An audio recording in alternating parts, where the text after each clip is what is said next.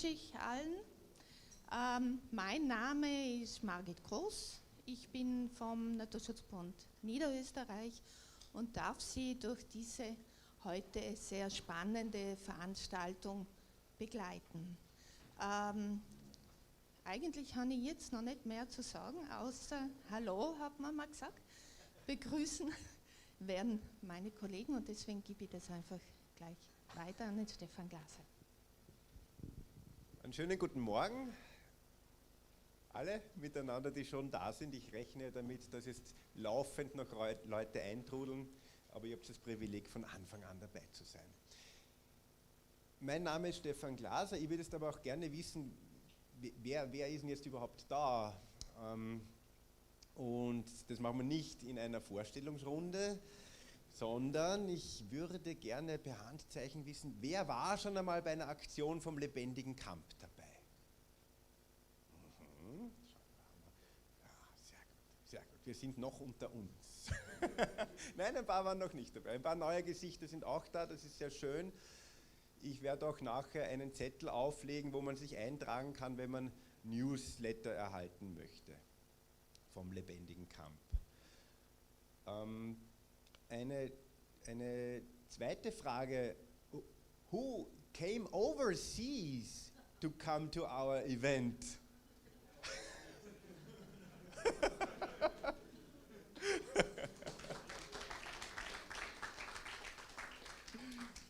All right, wonderful. Could you start my journey? Ich bin nämlich aus Namibia hierher gekommen. Ich bin gerade Entwicklungshelfer in Südafrika, im südlichen Afrika. Und dort schaut die Landschaft so aus. Da ist, soweit das Auge reicht, Wildnis. You can go to the next. Du kannst den nächsten anklicken. Dort an dem Fluss, Okavango-Fluss, hat man vielleicht schon mal gehört. Dort habe ich das Privileg, jetzt noch ein Jahr zumindest in Zukunft zu verbringen. Das ist ein Fluss, der ist tatsächlich vom Ursprung bis zum Delta, bis zum Okavango-Delta ohne ein einziges Querbauwerk. In Österreich ist alle 900 Meter ein Querbauwerk bei den Flüssen. Next. Dann bin ich geflogen über Afrika nach Österreich. Dort sieht man von oben so eine Landschaft. Und da habe ich einen Kulturlandschaftsschock bekommen. Das ist alles in Quadratkasteln eingeteilt, Österreich. Next. Gott sei Dank hat das Flugzeug eine kleine Runde gemacht und ich bin über den Nationalpark Donauauen geflogen und habe gedacht, ein bisschen was Natur ist da unten. Und dann bin ich in mein Kamp-Tal gekommen und da schaut es eigentlich sehr ähnlich aus. Da gibt es einen wunderbaren Fluss, eingekastelt in die Quadratkulturlandschaft. Und um den geht es heute für mich, für euch, die ihr hier seid, die schon beim Lebendigen Kamp waren. Wir werden das aber auf eine etwas größere Ebene stellen. Also konkret morgen werden wir uns dorthin bewegen, zur Staumauer vom Kraftwerk Rosenburg. Und wir werden das Ganze aber einbetten in eine sehr breite Diskussion über die Diskrepanz zwischen Natur und Kultur, über den Wert einer Goldaugenspringspinne und einer Vielzahn Johanniskraut-Eule. Habe ich das richtig gesagt, Werner? Ja? Den Wert von unglaublich komischen Viechern im Gegensatz zu dem Wert oder dem Anrecht auf Wäschetrockner, den Anrecht auf Beschneiungsanlagen und dem Anrecht auf alleine im Elektroauto im Stau zu sitzen. Das ist die Diskussion, die wir hier versuchen zu führen. Es werden dann hoffentlich am Nachmittag auch Vertreter der Regionalregierungen, also Bürgermeister und so weiter, hoffen wir schon, dass wer vorbeischaut, dass man diese Diskussion auch hier führt und nicht nur sagt, na, wir müssen den Okavango-Fluss schützen in Afrika. Gut, wir haben ein Programm. Könntest du mir das Programm wieder öffnen, wenn wir da ganz raufgehen? Nein, vor dem Programm wollte ich noch dem Uli was sagen lassen. Uli, warum bist denn du hier? Der Uli Eichelmann hat ja eigentlich uns da schon ziemlich gepusht, dass wir das machen. Guten Morgen. Bin auch von weit her gekommen, nicht aus Namibia. Aber ich wollte nur kurz was sagen, für die, die mich nicht kennen, Ulrich Eichelmann, bin seit 35 Jahren in Österreich im Flussschutz engagiert, lange beim WWF, dann in der Türkei und die letzten 10 Jahre am Balkan. Das ist also ein bisschen der Grund, warum ich zusammen mit dem Naturschutzbund, mit der Bürgerinitiative, mit dem WWF gepusht habe, dass wir diesen Event machen zum Kamp. Am Balkan gibt es noch Flüsse, die haben wir sicher seit 200 mehr. In einem unvorstellbaren Ausmaß von ununterbrochenen, dynamischen Flüssen, in einem unvorstellbaren Ausmaß und verschiedenen Flusstypen. Und da sollen 3.500 Wasserkraftwerke gebaut werden in den nächsten Jahren. Und das versuchen wir mit dieser Kampagne Rettet das blaue Herz Europas zu verhindern. Das gelingt ziemlich gut. Und das gelingt ziemlich gut, weil die Zivilgesellschaft zusammen mit der örtlichen Bevölkerung sich vehement gegen jedes einzelne Kraftwerk wehrt. Und ich bin häufig dabei, nicht die Leute vor Ort und nicht die NGOs, aber die Regierungsvertreter oder die im Fernsehen sagen dann ganz oft, das ist ja Kolonialismus, was der macht, der zu Hause haben die alles kaputt gemacht und jetzt kommt der hierher und will unsere Flüsse. Ne? Da gibt es dann verschiedene Antworten drauf, aber tatsächlich ist es so, dass es für mich ein bisschen schwierig ist, wenn man in Österreich, meines Wissens nach die zweithöchste Wasserkraftdichte der Welt hat, permanent bestrebt ist, weitere Kraftwerke zu bauen und überhaupt nichts herzugeben. Selbst uralte Kraftwerke wie das, was wir in den nächsten 1-2 Tagen sehen werden, was über 110 Jahre alt ist, auch noch erneuern, auch noch vergrößern wollen. Also diese Salamitaktik, die tut nicht nur weh vor Ort hier, sondern die ist auch ein ganz schlechtes Vorbild für Länder, die eigentlich ihre Flüsse schützen wollen.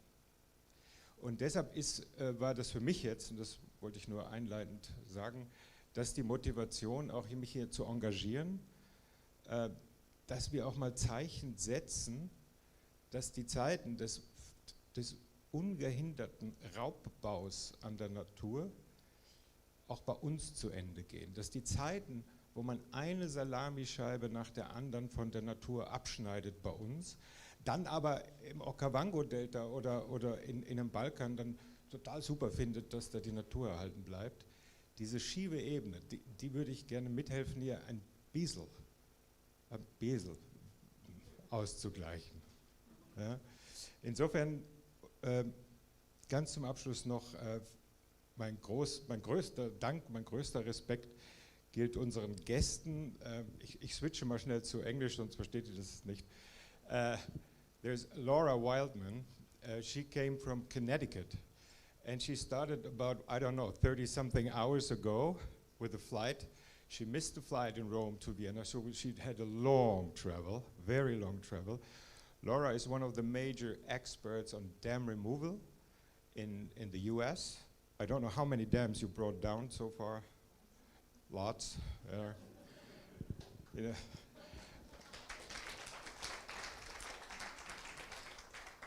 And she will be the next one, the first one in the agenda. The other one is Sampsa. Sampsa is from WWF Finland. He's a little bit the Laura for Finland, I think. You know. Welcome. Guten Tag. Guten Tag. And they are doing wonderful things in Finland, and you will see some of that in his presentation, how they deal with dam removal. Last not least, Hermann Wanningen. Hermann is the, I don't know, so it's like of the major figures for the dam removal movement, at least in Europe. He founded Dam Removal Europe and the World Fish Migration Foundation. So he's a really important figure, and then we're very grateful that you are here, and all of you. And he will give a presentation after the coffee break, I think, to just show you, that's the idea, why they are here, to show you a bigger picture that this is not impossible, what we are going to talk about, to remove dams. It's in Austria, it feels like you get crucified. You know, like it's like a sin. Even think about it. It's unthinkable in the end, but it's not. It's not. It's just we're a little tiny spot in Europe where it seems to be unlikely and impossible. I wish you a happy 2 days. Tomorrow we'll be very happy, I think. And viel Spaß. Margit, wer ist der Nächste? Stefan.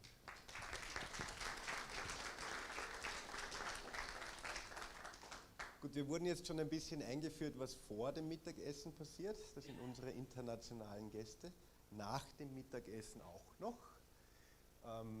Und nach dem Vortrag vom Hermann Wanningen gibt es noch den Clemens Gumpinger. Wo ist er denn? Da sitzt er. Vielen Dank, dass du uns auch besuchst und einen Vortrag machen wirst. Kriegt er auch einen Applaus? Aus Oberösterreich gekommen. Auch nicht so nahe. Ja, dann geht es weiter mit dem WWF und dem Naturschutzbund. Die Margit und der Gerhard werden einen Vortrag halten. Die haben ja die ganze Sache hier im Kamptal auch so ziemlich ins Rollen gebracht. Dass hier ein Flussheiligtum zu schützen ist, danke ich euch, dass ihr immer wieder den Fokus hierher legt und auch uns Kamptaler aufweckt, was hier gerade passiert und entschieden wird für die Zukunft.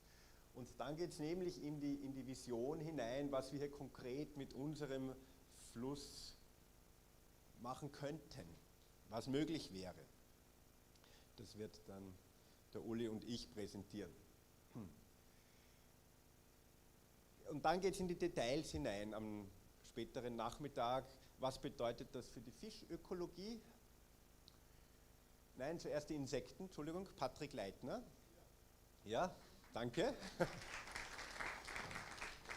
Und danach die Fische. Den Martin Mühlbauer brauchen wir jetzt nicht beklatschen, weil der kommt erst.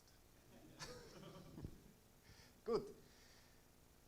Und es soll diskutiert werden. Bitte nach jedem Vortrag Fragen stellen und wir wollen dann wirklich auch diese Vision, die wir haben, diskutieren im Sinne von, was können auch die nächsten Schritte sein? Wie kann es da weitergehen?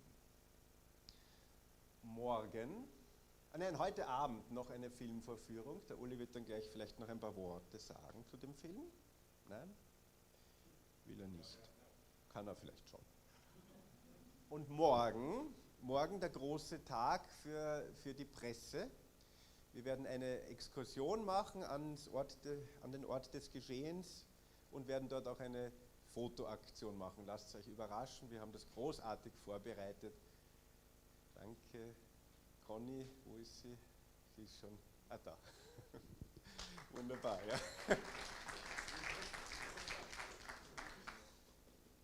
Um 10 Uhr, da sollten möglichst viele Leute beim Wehr hinten sein. Also wenn ihr noch Leute aktivieren wollt, das wäre der Zeitpunkt, wo viele Leute sich zeigen sollen, damit wir auch der Landesregierung, den Entscheidungsträgern, der EVN zeigen, dass der Widerstand gegen ein unsinniges Kraftwerk im Kamptal noch nicht eingeschlafen ist, auch wenn es noch so viele Jahre dauert.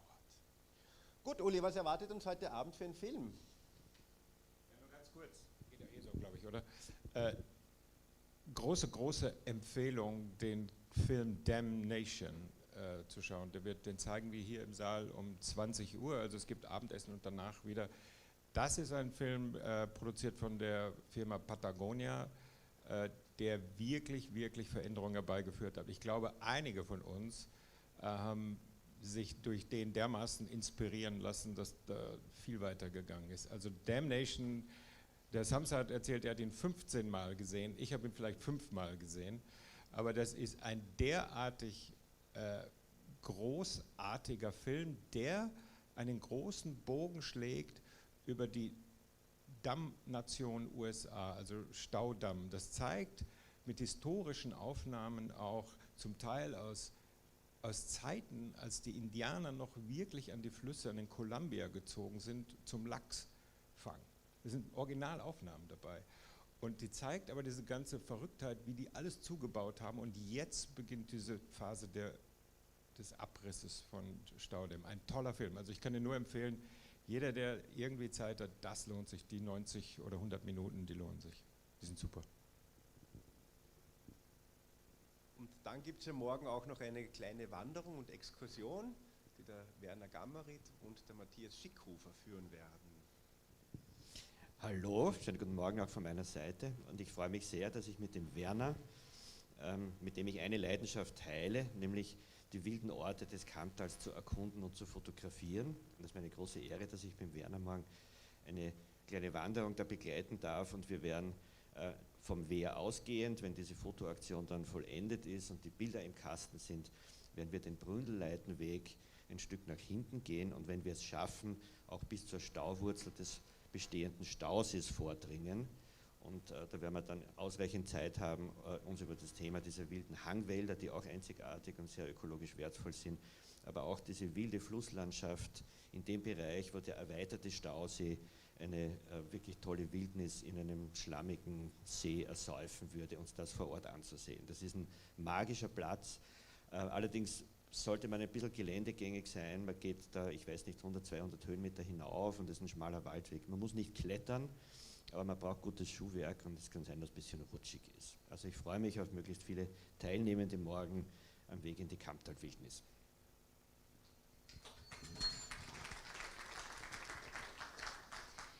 Ja, und ich darf jetzt durch die Veranstaltung führen. Ist schon vieles gesagt worden vom Stefan und von Uli.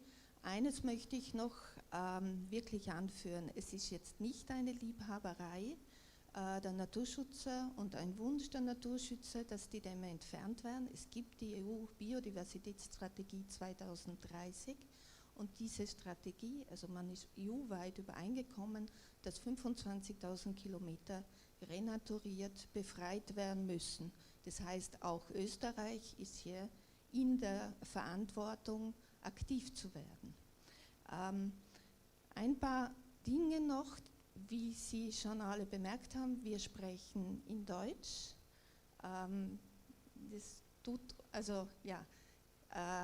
Die Vorträge werden in Englisch gehalten von unseren internationalen Gästen. Sie können in der Diskussion, also jeweils nach 2 Vorträgen wird es eine Diskussion geben. Sie können Ihre Frage stellen, wie Sie es gerne hätten, also Deutsch oder Englisch. Wir haben auch den Chris da, der kann übersetzen. Also das würde mir dann gerne Ihnen überlassen. Wichtig ist eine dritte Sache. Diese Vorträge heute und die Veranstaltung wird gestreamt. Das heißt, jeder, der eine Frage stellt, jeder, der spricht, muss es tatsächlich in das Mikrofon reinsprechen. Das heißt dann auch bei den Fragen, bitte warten, bis das Mikrofon bei Ihnen ist. Wir haben leider nur ein Mikrofon. Ja, also und es wird auch fotografiert werden, denke ich jetzt. Also prinzipiell ist eine ganz spannende Geschichte, weil wir haben diese Veranstaltung, ich glaube, zu 6 organisiert und da wird viel improvisiert. Und es wird gelingen, es wird eine wunderschöne Veranstaltung sein. Ich glaube schon, ganz sicher. Wir haben so viele tolle Referenten, also ja. Genau, und der erste Block wird sich eben dieser internationalen Dimension des Dam Removals, des Rückbau von Querbauwerken von Dämmen in Flüssen beschäftigen. Die Laura Wildman wird die erste sein. Laura Wildman, der Uli hat sie ja schon kurz vorgestellt, kommt aus Connecticut in USA und ist Ingenieurin, hat schon sehr viele Dämme zurückgebaut und wird uns über die Geschichte des Dam Removals in den USA berichten und ich bin schon sehr gespannt. So, we are looking forward to your presentation, Laura, please.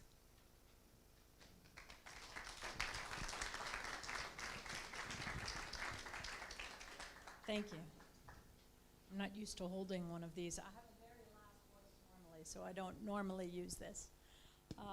Is this working too? Do we have this up? And yes, it does. Okay, if you can bring that up for me. So my name is Laura Wildman. They've said that already. I'm an engineer. I've been removing dams since the mid-1990s. And I've been involved in probably over 200 or so projects, not all which ended up in the removal of dams. Sometimes we assess them and we determine that it can't be removed right then or a fishway goes in. But a lot of my projects and most of my work, probably about 90% of my work, is the removal of dams. I work for a consulting company called Biohabits that's looking to restore the earth and inspire ecological stewardship. So, we don't have the presentation up yet, so I can just do puppets, maybe shadow puppets. It's just, okay. Right, everything starts in Rome. Well, I know the beginning of the presentation. The beginning of the presentation is going to start with some pictures of my grandfather. My grandfather, actually, both of my grandfathers were engineers, but one built dams. That's what he did. He built huge dams out west. It's going to show next. It's on the next slide. Oh, I think I can do that myself then, yes. Okay, so he built really large dams out west, and as a little kid, I knew I wanted to be an engineer very young. I thought maybe I was going to do something like my grandfather. Not quite. But I was also raised by a father who was not an engineer and was an avid outdoorsman. And he had me walking along rivers and hiking in the mountains since I was a little kid and taught us how to fish when we were very little. And I ended up combining those two things, my love of the environment with my engineering background. And instead of building dams like my grandfather, I specialized in the removal. And this was my first dam removal project. This was back in the later part of the 1990s. I think we started it in 1997 and we removed the dams in 1999. And it was a series of 5 dams that we removed on the river that is near my house, like 20 minutes from my house. And you can imagine, because in the 1990s, dam removal was really kind of a very new thing, or at least a new discussion, at least for environmental reasons. So we had a lot of people questioning, including my mother.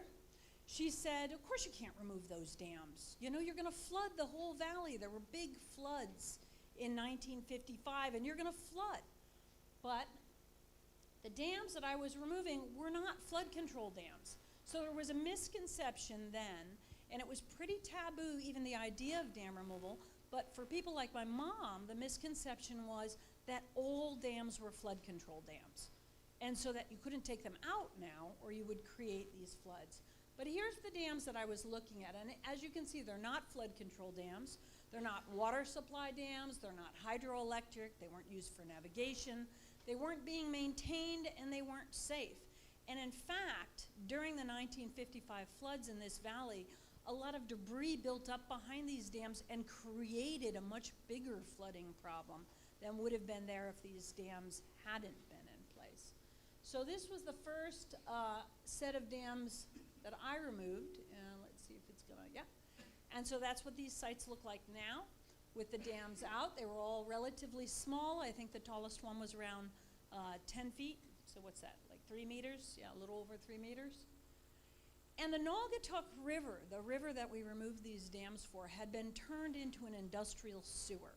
So prior to the 1970s, when we had the Clean Water Act, this river would change colors every day, depending on what color sneakers they were making at the sneaker plant. And there was all sorts of other waste. They made naugahyde. If you've ever heard of naugahyde, that's like a fake leather, like a plastic leather. So that's where naugahyde comes from, is from the Naugatuck River. And the river was so polluted at that time that there was nothing living in it. There were no fish species in the river at all. And they made up a little pretend animal called the naga. With the naga hide, they made a little naga hide animal, and they said that this was the only living creature in the Naugatuck River, and that if you shined a flashlight on the river at night, it would come to the surface.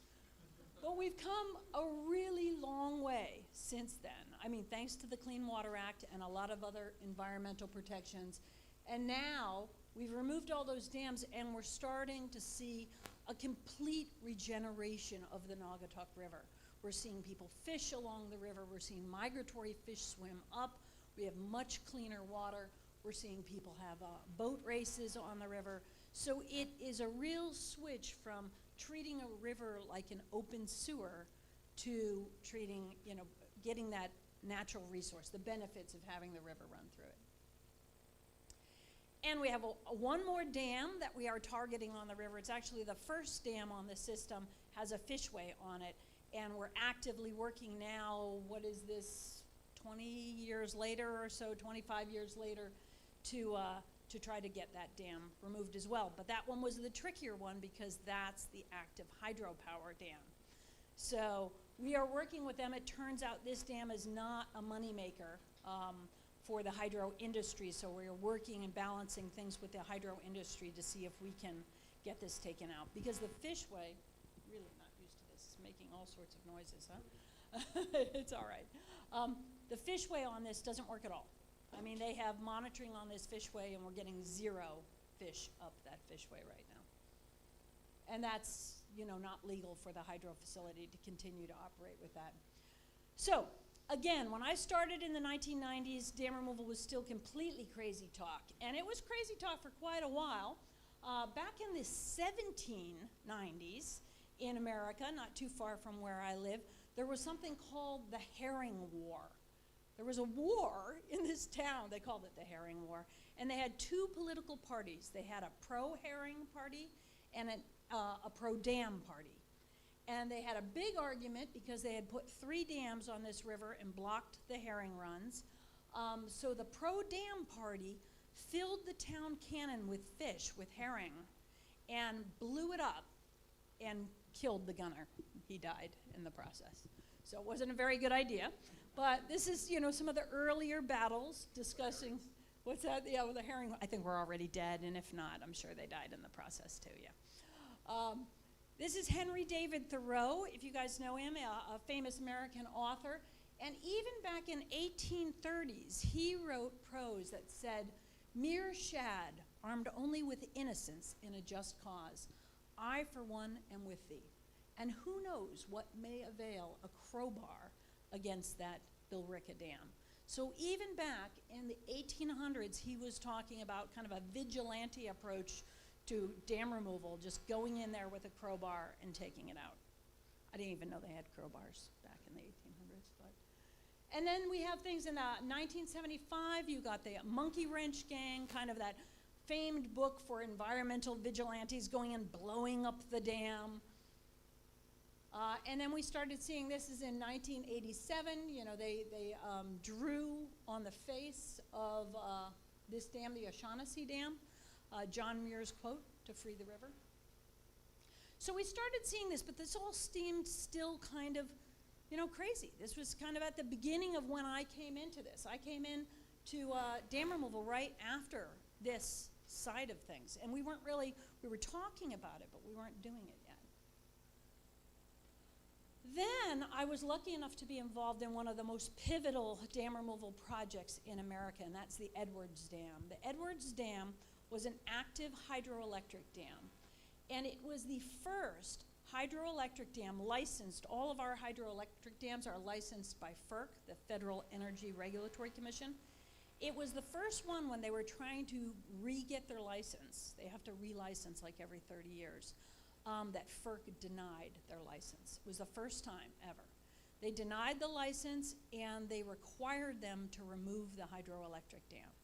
Now, this dam had been subsidized. It wasn't being subsidized anymore, so it didn't have a lot of economic benefits anymore. It wasn't making a lot of money. And what FERC had decided was that the environmental impacts outweighed any kind of economic benefit for this dam. It was the first dam on a very large main system that opened up miles and miles of river. And when they opened the dam up 1 year later, we saw millions of fish come back in for the first time in 160 years. So it has been a wonderful success case, and now we're looking at the other hydro dams upstream of this one as well. At the time, we were lucky enough to have Bruce Babbitt as our Secretary of Interior, and he was very supportive of removing dams that didn't make sense anymore. And that didn't just mean the dams we weren't using, that also meant the dams that the balance didn't make sense between energy and the environment. And that's that site after the dam came out in 1999. I was there that day. It was pretty amazing. So one of the big reasons we remove dams in the United States is related to fisheries. And I'm pointing this out first. We had 2 dam building booms. First of all, we had mill dams in the 1800s. So we came in, we colonized the US, and we built a lot of mill dams right off the bat. The mill dams, those smaller ones, used just for the mills. And then we had a really huge dam building boom for the really big dams in the 1950s and 1970s. And although we don't have great fisheries information for how the mill dams affected, because we didn't have a lot of good fisheries data from before, we do have a lot of data that shows the decline. Very hard for me to hold this, okay. The decline of fisheries in the 1950s and the 1970s, just dramatic declines from the dam building in the United States. And that was migratory fish. That was like coastal. That last chart I showed you was coastal herring populations declining. But also in our Great Lakes areas, we had massive fisheries declines from dam building as well in our lakes areas.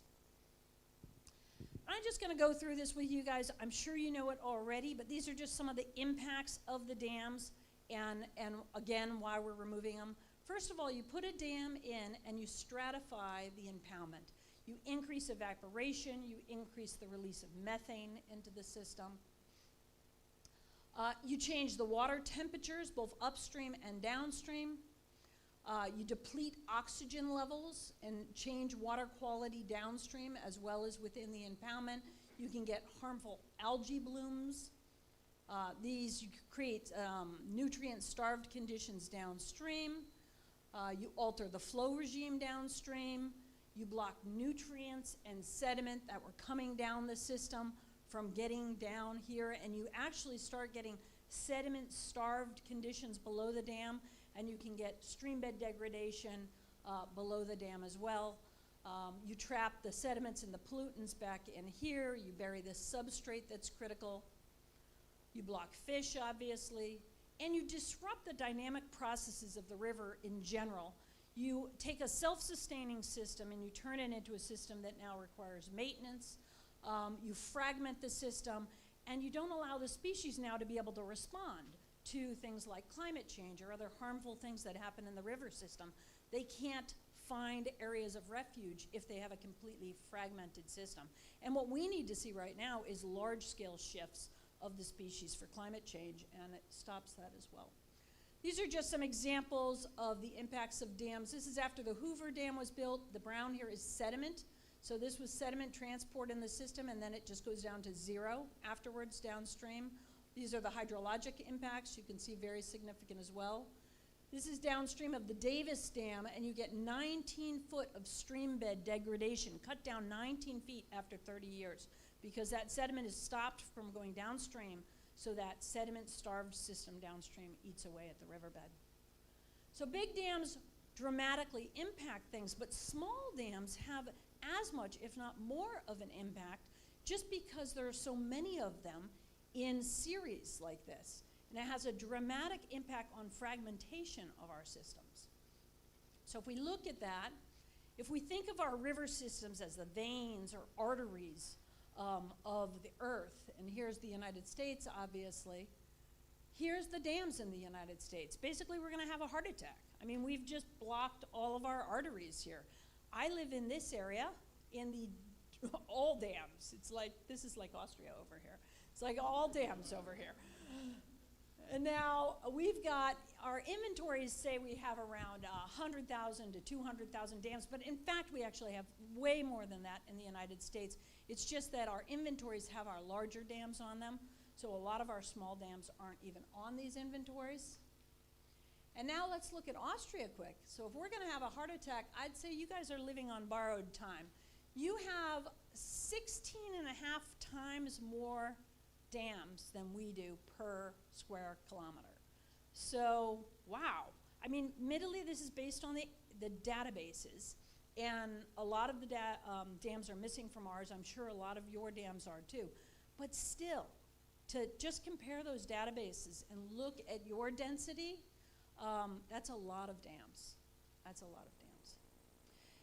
And so in the US, we start asking ourselves, well, you know, are fishways really our solution? Are they helping us with at least the fish passage part? Not all those other impacts I just talked about, but at least the fish passage part. Well, first of all, only about 2 to 4% of the dams in the United States have fishways. So obviously the ones right along the coast and stuff like this, but as soon as you get farther in, you know, 1 or 2 dams in, or any of the inland dams, you don't see any fishways. So the dams are actually, the fishways really aren't helping a lot just because they're not there, but even the ones that are there, we have a lot of different types of fishways we use in the US, and we're ever trying to improve them. But what our studies are showing is that it's not working. So we've had some studies recently done in the last decade or so that look at a whole bunch of fishways and look at the efficiencies, and we're seeing really poor fish passage efficiencies here. And really the vast majority of the structures really need to be improved. And then we had Noonan come out after that. That was the Bunt paper. This is the Noonan paper, also talking about low or overall fish passage efficiencies. And then the Brown paper, which was probably the most damning paper, again looked at multiple large river systems and were the fishways restoring historic fish runs, and they weren't. They came to the conclusion that it was time to admit failure of fish passage and hatchery-based restoration programs, and acknowledge that significant diagenous species restoration is not possible without dam removal. So basically it was showing that, you know, they got a certain percentage past the first fishway, but then by the second one it was dramatically decreased beyond that, and then by the third or so fishway up, we were not restoring any kind of historic fish runs. I liken it to a footbridge, okay? Let's say you put this footbridge is over the Rhine. You put this footbridge in and you expect everyone to come out. The grandparents, the little kids, bicyclists, the walkers, the people in wheelchairs, everyone can pass, right? This is what you think you're gonna get. But instead, fishways are really a little more like that. A little more like that. A few hardy, strong people might be able to get over that. You're gonna lose all the little ones right off the bat. And you know, probably the older ones too. And so the dams in the United States are aging, and we've actually got a very serious problem. Like I said, our big dam building boom was in the 1950s and 1970s, and they're aging dramatically, and we have not been keeping up with the repairs. So we are at the point right now, and this is data from 2019, where they're saying it's going to take $70 billion to just maintain the infrastructure we have, the dams we have, just the dams we have. $70 billion, that's how far behind we are on keeping up with our infrastructure. So we've got some tough decisions to make, and it's interesting to me. Here's a dam that I removed already. Here's an old building. You have an old dam and you're trying to remove it, and everyone's like, no, no, no, it's a beautiful waterfall, you can't take it out, it's gorgeous, you know, they complain and complain. But if that were a building, if that were a building in the middle of your town that someone abandoned and left standing there, and there were things falling and kids playing in it, and it was a safety hazard, no one would argue that either it has to be rebuilt or taken down. And it's similar. Dams are infrastructure, they're not waterfalls.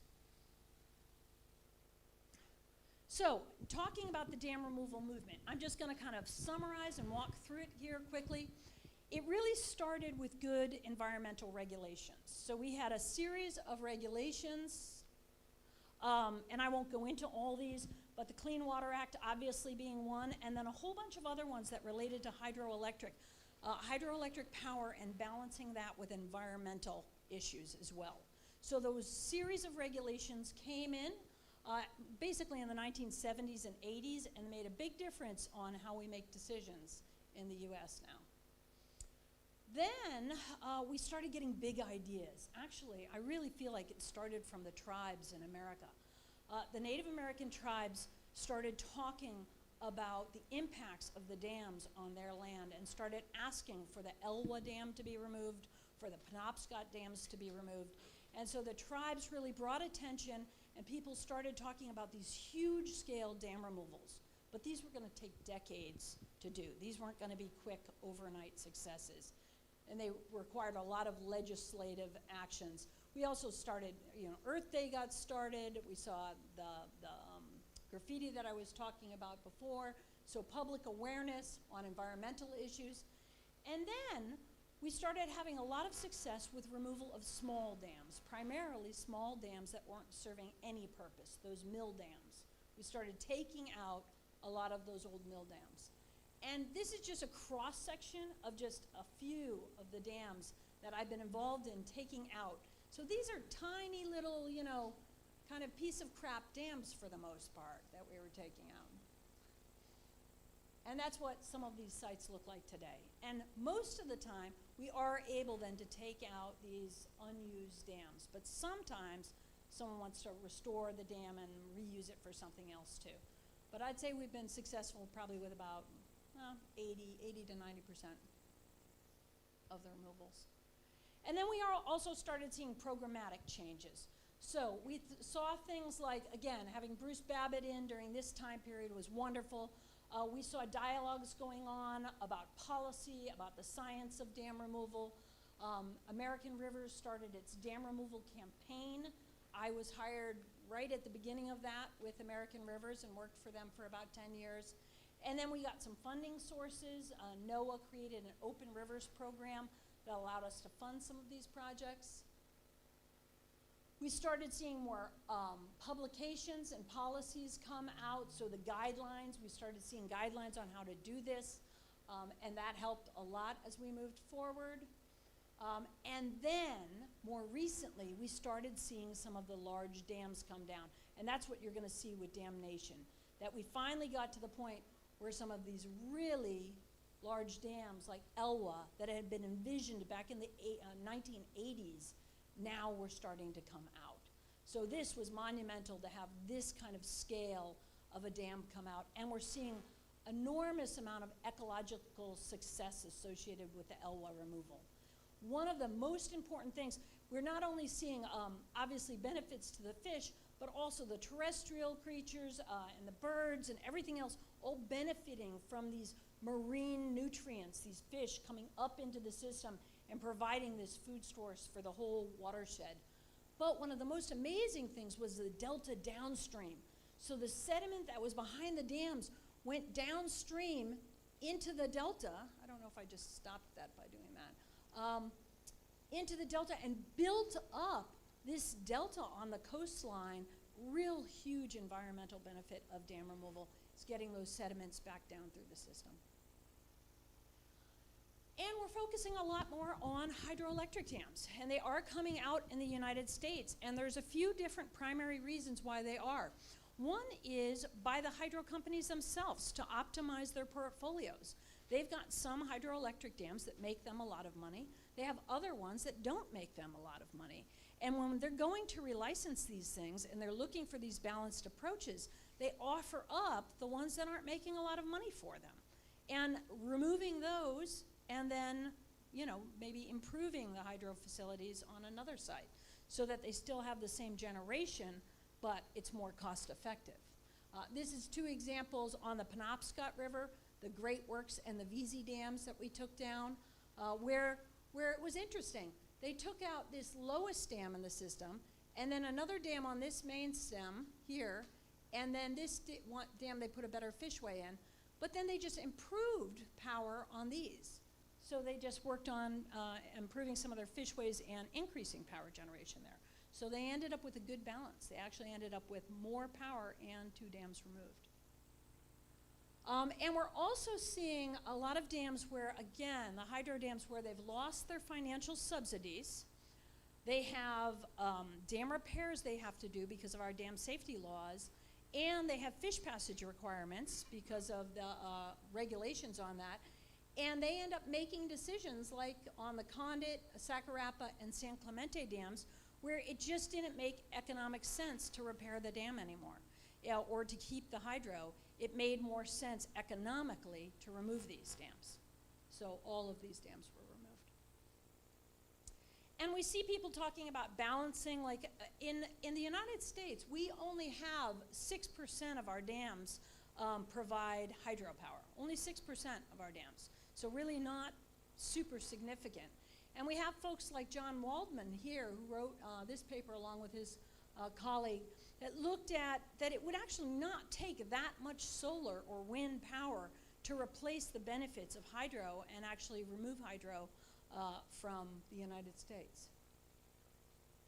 I also like to think, a lot of people talk about micro hydro on little tiny dams, but in the United States it's very costly because you have to go through the whole energy process, the FERC process. So you'll have, hundreds of thousands of dollars before you can even turn a dam into a hydro dam. And I would say, instead of turning a small dam into hydro, take that dam out if it's not being used otherwise, and put in something like this, these in-conduit turbines. So you have water pipes and sewer pipes going below your streets in your cities. Put in these turbines instead there. Gather the hydroelectricity from wastewater or water supply that doesn't have fish in it and doesn't have aquatic organisms in it and need passage. And then we're seeing a lot more monitoring these days. We're learning a lot from the dams that have been removed. About 9% of the dam removals that we've done have had very detailed monitoring studies. And if you go to this site here, the US Powell Center, they did a long-term analysis and they gathered a few hundred dam removal monitoring projects, and they're starting to compile all that data and kind of write about what's happening, both from a ecological, biological, water quality, and sediment point of view. And our big turn of event recently, that you guys probably have heard, is large-scale funding. So things are really changing in the United States right now. We've had some massive dam failures that have brought a lot of attention to this aging infrastructure on dams. And because of that, and our other infrastructure issues in the United States, we just had a huge infrastructure bill passed as part of the economic stimulus during COVID. And this is going to bring trillions of dollars actually into infrastructure, billions into water infrastructure, and 800 million specifically earmarked for dam removal in the United States over the next 5 years. So we're really going to see a lot more happening, a lot more dams coming out because of this. And that is it.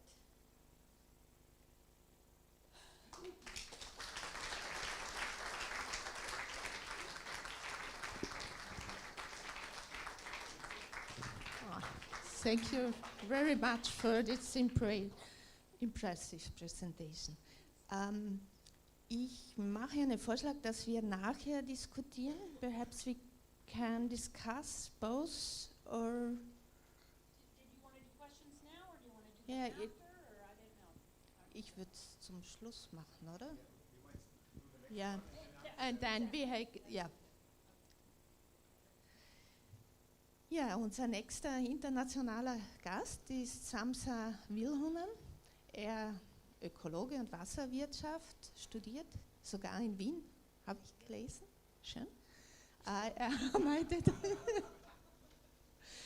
arbeitet für den WWF Finland und hat schon sehr viele Dämme dort zurückgebaut, leitet dort ein Team.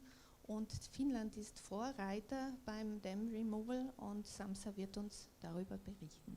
So. Thank you. And thank you for the invitation. It's very nice to be back in Austria. Maybe you mentioned that I worked in the Konrad Lorenz Institute in Vienna about 15 years ago, and I haven't been here much since. But I really like the landscape here. The biodiversity is amazing, so I'm happy to be here. So I'm asked here to talk about what has happened in Finland. Let's say in last 5 years, we're concentrating on that more. But of course, we have to start with the big picture. And probably you know the drastic decline in freshwater vertebrates globally. So we are pretty much losing the animals from our freshwaters. And the main cause for that is the loss of their habitats. And there is even kind of estimates and theories that we might need more natural habitats, not only for these species to survive, but actually for the humankind to survive in the future under climate change and biodiversity loss. Freshwater fish also threatened globally, and it's a big food security issue, especially in Asia and other parts of the world as well. Like we heard, the whole dam removal idea and movement started from US, and we got our motivation from there as well. But we've been quite active in Europe as well, and Herman will maybe sum up that much better than I am. But we're definitely moving with dam removal in Europe, and we have lots to do. So there's over 1 million dams and obstacles in European waters, and we should have good ecological state by 2027 in European waters. So lots to do.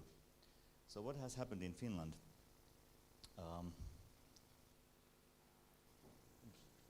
Okay, maybe I show this one first. So we started really damming our waters right after the Second World War. So in the Paris peace agreement treaty, Finland was signed like big fines to pay to Russia, and we needed industry and we needed some energy, and we right away built all our big rivers, especially in the north part of country. And we, at the same moment, we lost the main source of animal protein there in the north and in the country. So salmon was lost and went extinct in these rivers. And we are still suffering like a national hangover from these actions. So people haven't kind of forgotten it or forgiven. So there's ongoing discussion still, and we are now using a lot of money to try to repair these mistakes that we made in earlier times. So Finland, you might know as a country of, hundreds of thousands of lakes. Of course, this means also thousands of rivers. But even though the water quality is quite good in Finland and sometimes even excellent, there is still almost 2,000 waterways that are not in a good ecological state. And a big reason for that is the migration obstacles, that we have about 40,000 in our rivers, running waters. And one detail that actually differs, makes Finland differ from many other countries, is that our hydropower licenses are permanent. They are forever. They are eternal. So even if you got them in, 1800 or whatever, no one will take them away, and they will never go old. And you don't need the real license. And this is crazy. So it's almost like the last country in the world where you think that you can have dam removal. So that's why we're quite happy that we've been successful still. And there has been some maybe 600 migration obstacles removed since 1980s, so not so much. But just alone last year, in 2021, there was over 100 obstacles removed. But these are mostly smaller ones. So we have about 4,000 obsolete dam size structures, old mills and so forth. Then about 30,000 culverts that are hindering migration. So trout can't migrate through this kind of culverts, so we are changing those now to different ones. And then we have only 221 hydropower dams that are connected to the grid, and then about 500 smaller ones that are like household, that people are using the electricity directly. But we are working on all of these.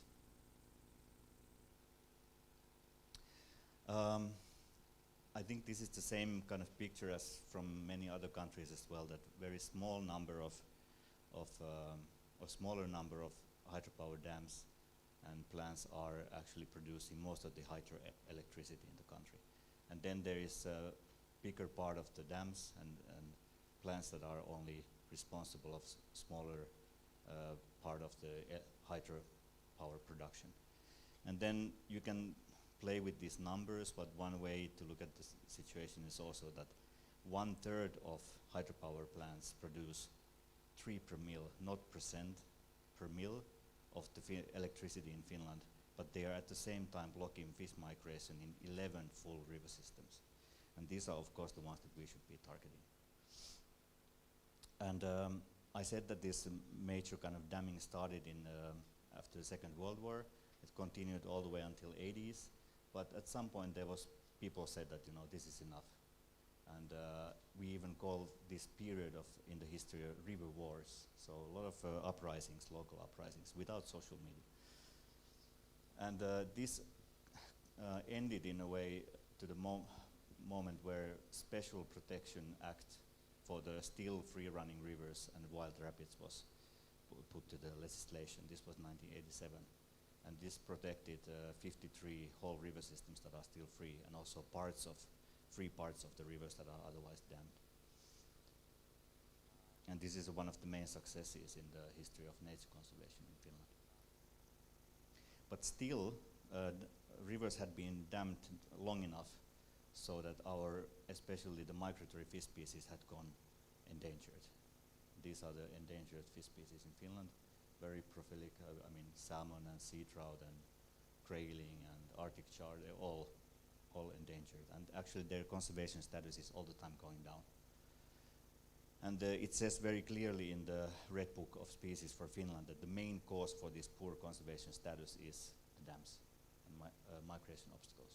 So that's when we started in 2010, when the previous book came out. We made a decision to start working on improving the conservation status of our fishes.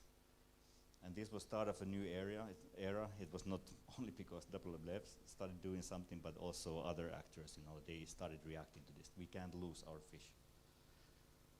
And one of the first things that was done was the fact that we were advocating better protection by law for endangered fish species. So maybe it's the same as here. If you have an endangered plant or a flower, you are not allowed to pick it up. If you have an endangered mammal, for example, you're not allowed to shoot it. But when it's an endangered fish, you can just go and fish for it, professionally or just recreation.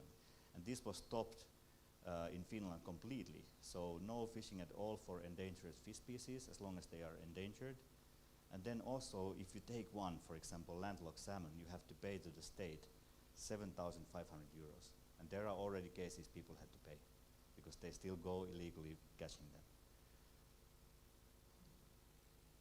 Then Finnish government put up a national fish waste strategy. So still some years ago, not so like 10 years ago, we thought that fish waste are the way forward, And they put 9 million euros to build fish ways, together with, of course, private money.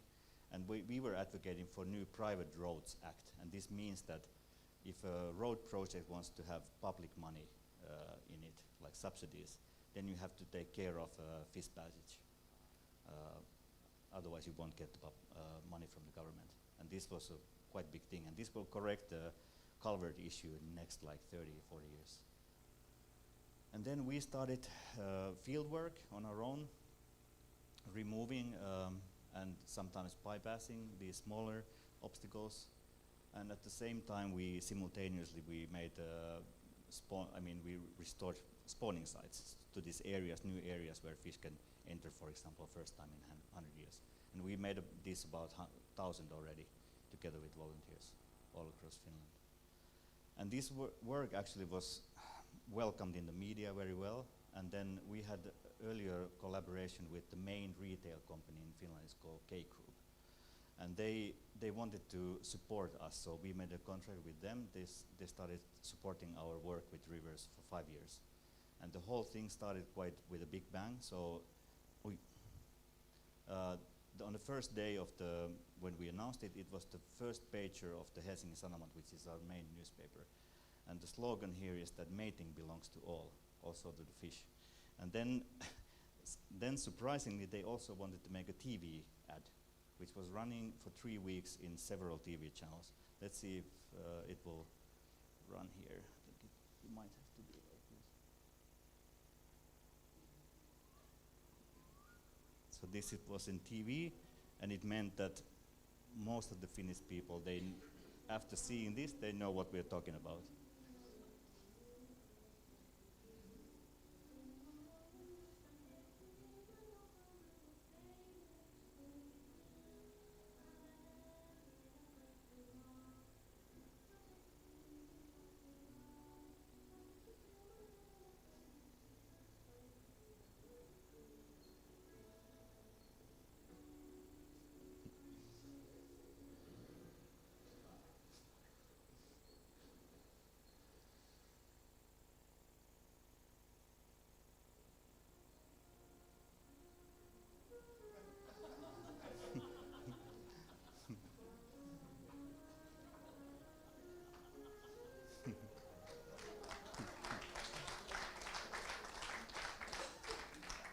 So imagine having these 3 weeks. It's 1 minute long. It's very long for TV. So people got bored already with this. Oh, it's coming again.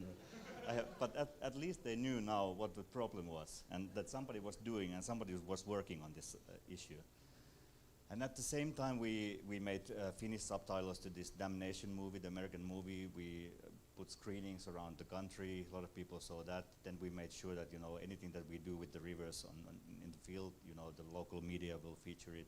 We made our own documentary actually in Finnish as well about the destructive history of hydropower in Finland.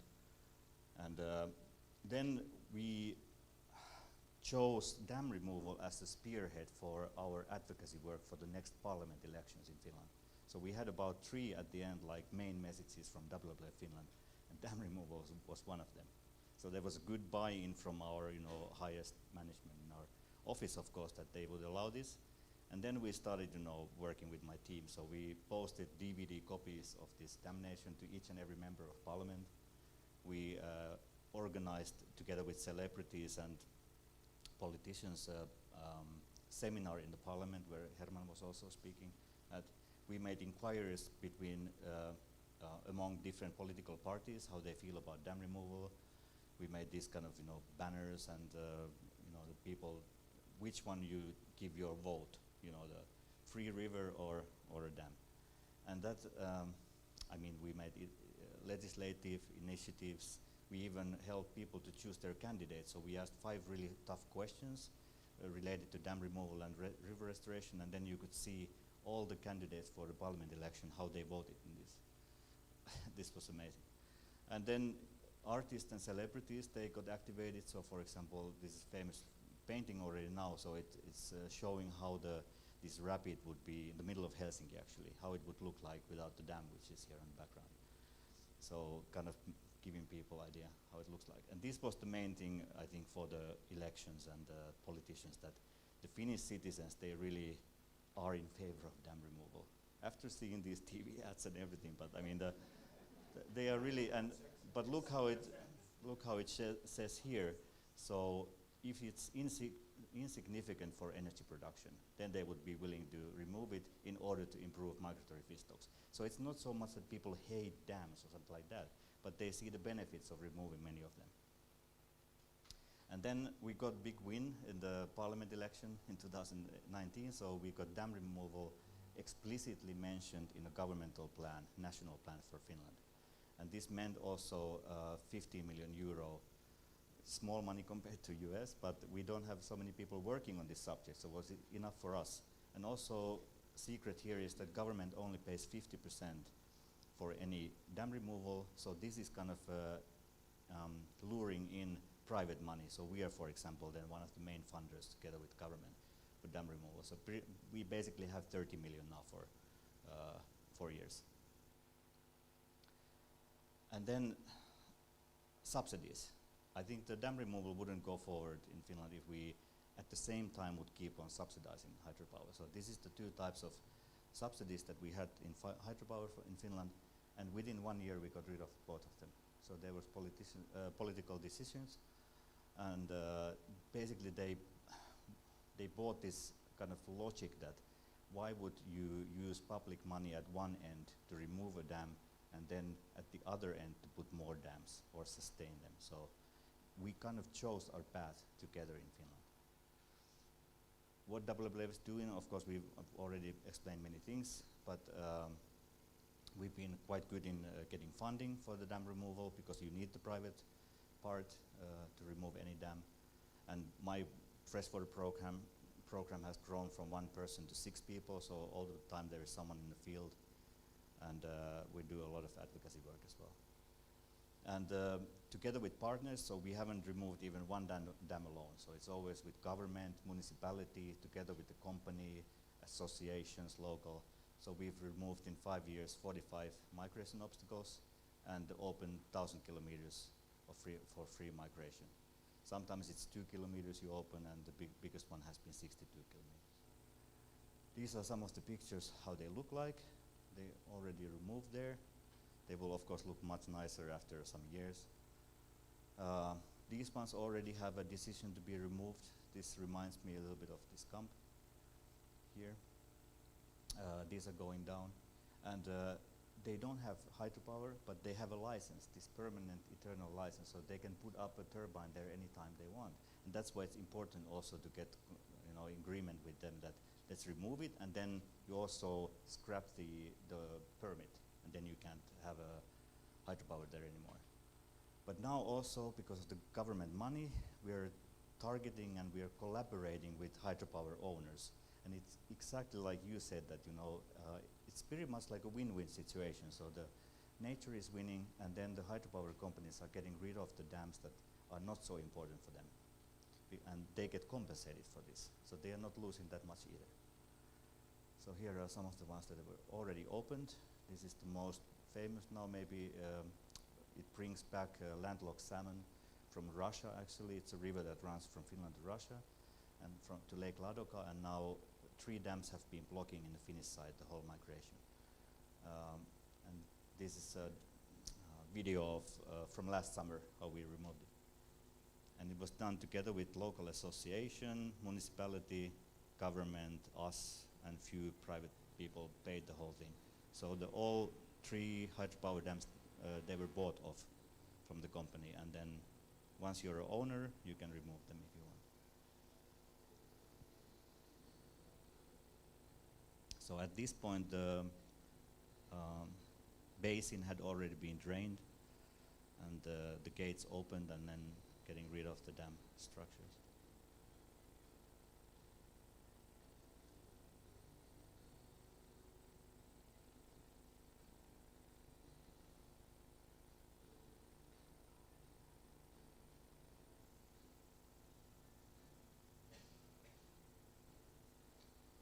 There's 2 more dams in this river, and the next one will go out next autumn, and then in autumn of 23. And then the whole river is free. And right after the removal, so this was in early autumn, the landlocked salmon already reached the new areas, and they were spawning there, the newly opened areas.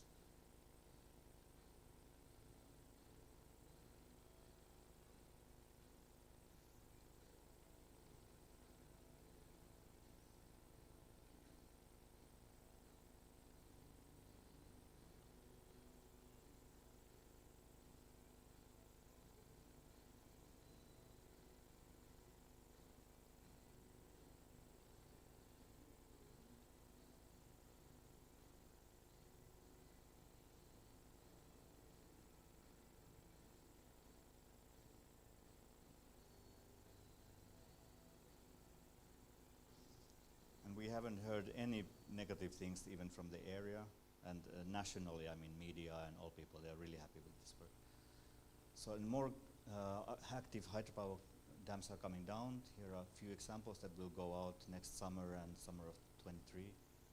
And this is the biggest one so far. If you look at the megawatts, this will go out in 2 years. So there's already contract. So it's 1.4 megawatts, and everything else has been less than this. But we're targeting also one that is 7 megawatts at the moment, because it would give so huge benefits on the nature. Sometimes bypassed. So this one is in Varkaus in central Finland, and we will build a bypass channel, and it will have 10 cubic meters water. Not like normal, this half a cubic meter or 1. This will have 10, so it will have a very nice rapid here, which is now dry. And why exactly these hydropower stations? the common denominator has been that there is some kind of upcoming investment. So they need to build the fishway, or their turbine is broken or something like that. And they can avoid this investment by getting rid of the whole hydropower plant. This has been the secret. And it's very crucial to know in advance this, that now it's broken, and in 1 year or even like a few months they will order new turbines. So you have to call around all the time to the companies, to know the kind of the future, how it will be. And luckily they are ready to collaborate as well. Okay, this is the benefit from electricity, sometimes from restoring, when you get an open river. And then how much to pay for them to compensate. Luckily, the Finnish Natural Resources Institute made a calculation. It's online, open for everyone to check. Here's the address. You can ask me later, but it's in English as well now. So it's an open access calculator, and then you can check the value of any small hydropower station, and then you get a feeling that how much you would have to compensate if you want to buy it off. This is very important, and government is now using only this. And so last slide. What has been the success? Why Finland has been successful? I think some catchy and innovative communication products, general awareness of small hydropower. It's not so much needed in our energy palette. Collaboration with celebrities. And I think people don't consider hydropower anymore automatically green in Finland. And this is a big change, of course. And then the strategy of choosing this for the parliament election themes, and then phasing out subsidies, a lot of big things in a way, but everything happened in 5 years. And then this opportunism, that we only go for the locations where there is a local support and there are conflict-free.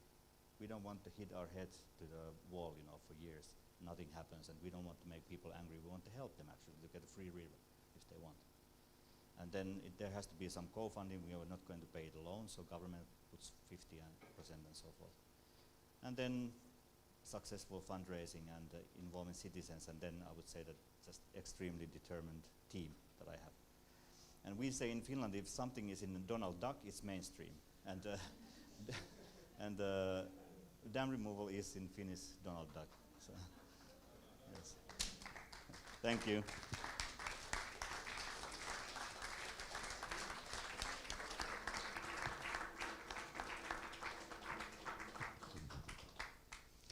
Ja, vielen Dank. Thank you very much for this impressive view.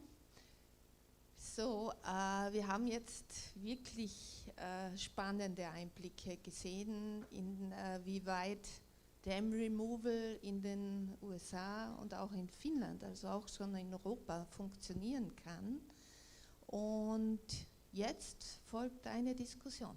Also die Bühne ist sozusagen frei für Ihre Fragen zu diesen beiden Vorträgen. Ja, bitte. Wer traut sich als erstes? Stefan? Okay, thank you. Also from my side, Sampsa, I have a question to you. This microphone is making an interference, no? I have to go over there. Okay. My question is about who pays for the recompensation of removing the dams. You say that even the owners get money for removing the dam. So that would be a great thing, but who pays for it? Yes, the value of this hydropower plant is defined with this calculator that is online, so even the owners can go and check it, if they agree with the numbers. And then government is paying 50%. And then other 50% has to be private money, and we are the main funder from that side at the moment. But there's also other smaller associations. There is private people who want to give even millions to dam removal.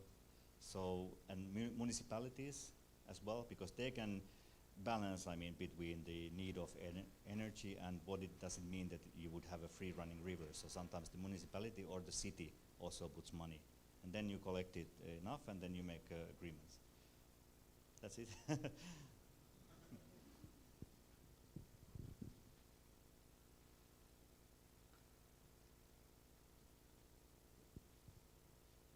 have a question for you, Laura.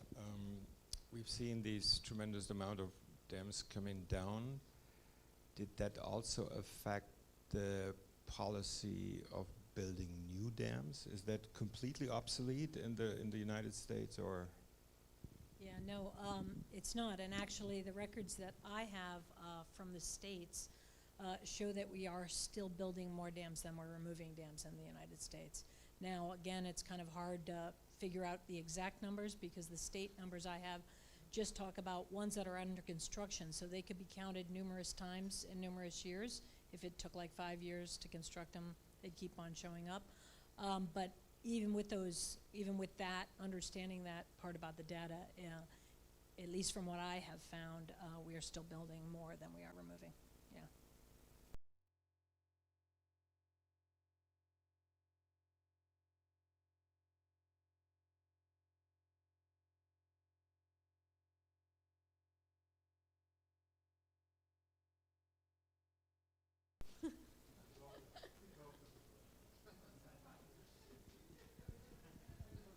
Hi, I also have a question for Laura. I was wondering, we heard in Finland that the attitude towards hydropower changed. It's not considered green anymore. What's the situation in the States? Is it still renewable, considered renewable? Yeah, it is. And that's true.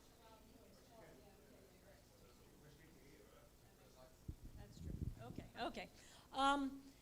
Yeah, it is still considered a renewable energy, and it's still in the renewable portfolios. There's a group that looks to decrease the impacts of hydro, Low Impact Hydro Institute in the United States.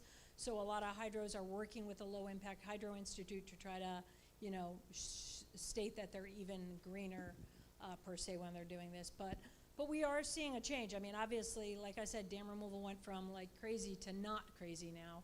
So clearly people are accepting the fact that it can be a good idea, and even the hydro industries themselves just sometimes makes more sense. And I haven't never had to pay a hydro company per se.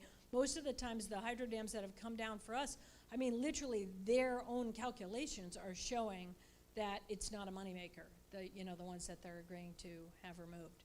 So if anything, they'll be in the negative if they try to repair or put the fishways in, that they need to. But yeah, it is still considered that. Ich habe eine Frage in Deutsch.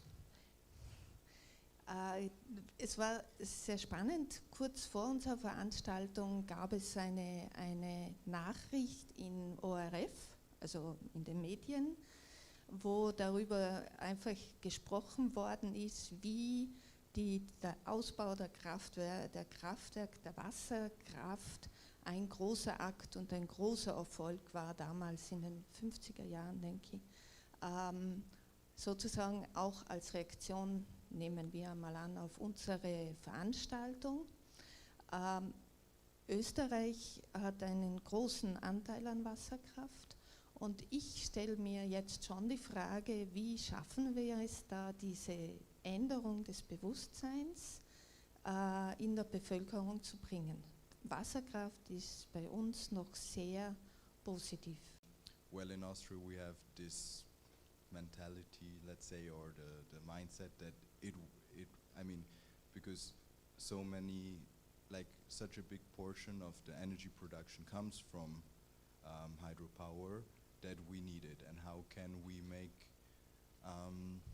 change this mindset?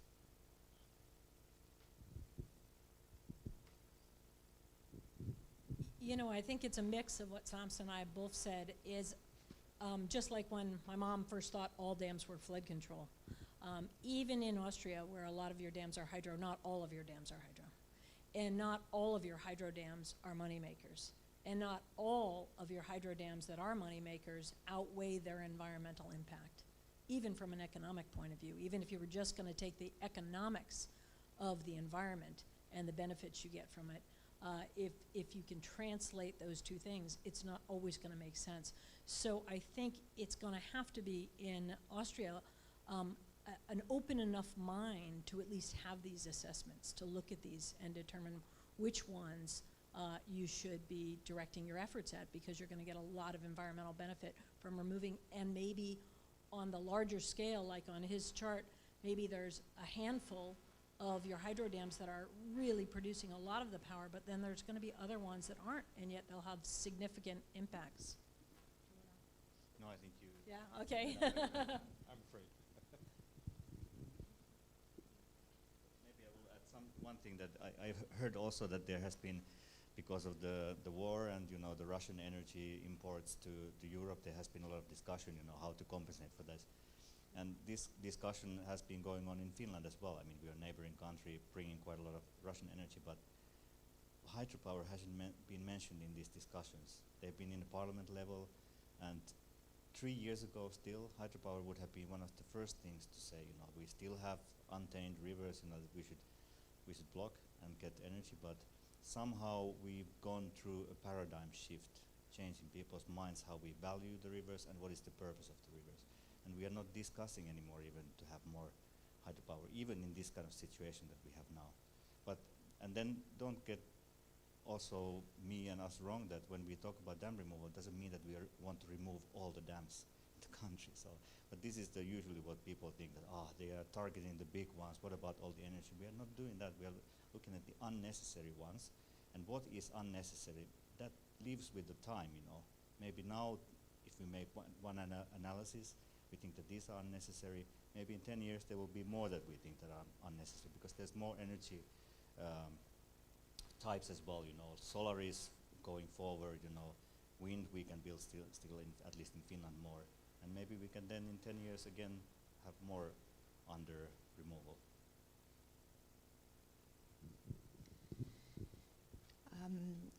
Wir haben jetzt noch Zeit für die Diskussion, und ich frage jetzt einmal in die Runde. Wir haben gehört, wie Dam Removal gut funktionieren kann in den USA, auch in Finnland. Wir werden zwar noch ein bisschen was über Österreich hören, ob es das da auch gibt, aber ich stelle jetzt einmal ganz die provokante Frage jetzt schon, können Sie sich vorstellen, dass am Kamp das Kraftwerk entfernt wird?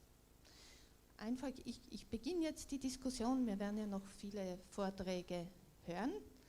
Vielleicht seid ihr nicht ganz damit einverstanden, aber ich denke, ich würde schon gern auch so ein bisschen Ihren Eindruck oder Ihre Vision dazu hören. Wir werden Ihnen ja noch unsere Vision vorstellen. Möchte dazu jemand von Ihnen einmal was sagen zum Beginn?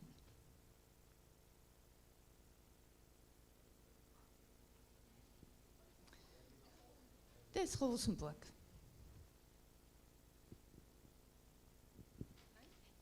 Entschuldigung, ich habe jetzt wirklich an das große Kraftwerk gedacht, ja, in meinem ersten Reflex. ja, deswegen, also ich bin völlig neu bei diesem Thema, aber selbstverständlich, also ein Kraftwerk, das sozusagen, ich verstehe, ihr wirklich einen Schaden anrichtet und das nichts bringt, woran klammert man sich bitte? An Denkmalschutz?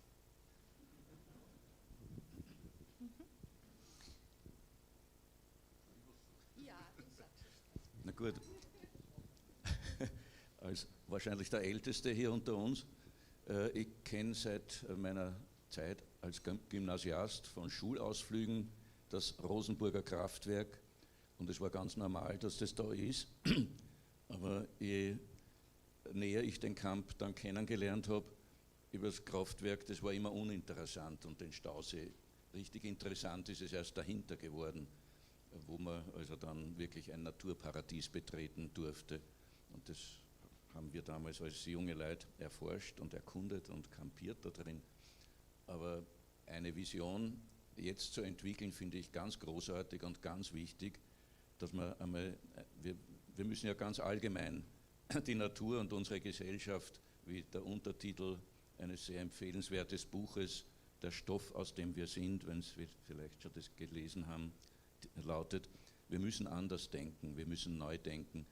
Und Wir müssen Visionen entwickeln. Und eine Vision wäre eben als Alternative zu den Ausbauplänen der EVN, wenn das vorhandene Kraftwerk nicht rentabel ist, reparaturbedürftig oder wie immer es heißt, dann wäre also diese Variante, die wir jetzt andenken, wirklich überlegenswert. Und das ist natürlich kein Prozess von heute auf morgen, aber das müssen wir einfach unter die Leute bringen. Und das ist, da ist diese heutige Tagung also ein großartiger Schritt in diese Richtung. Und ich hoffe, dass wir da mit der Zeit dann doch durchkommen. Okay. Wer erster? Ich denke, mit den Vorträgen haben wir jetzt eigentlich eher sehr gute Vorgehensweise. Also man kann mit einer Vision vorgehen oder man kann auch ganz nüchtern vorgehen und sagen, eben, was gewinne ich mit einem Ausbau des Kraftwerks? Eben, wir haben die Situation, es ist ein Fall, wo Geld in die Hand genommen werden muss, um es weiter zu betreiben. Also genau ein aufgelegter Fall, wo man sagt, okay, das müssen wir uns anschauen, ob da nicht eben die Entfernung des Kraftwerks der günstigere Weg ist.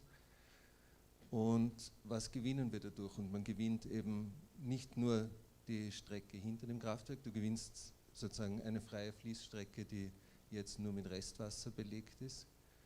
Und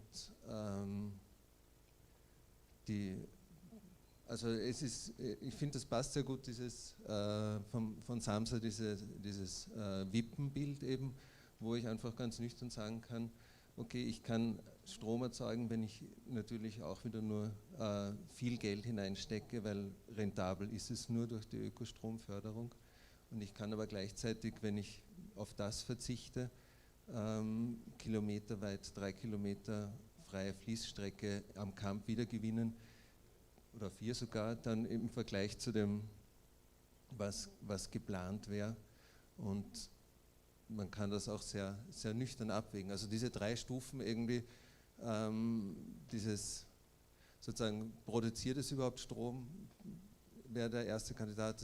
Und eben letztendlich sozusagen, das ist eines, das Strom produziert, aber wo der Gewinn an Natur, das bei Weitem schlägt, ist eigentlich hier ganz eine klare Sache.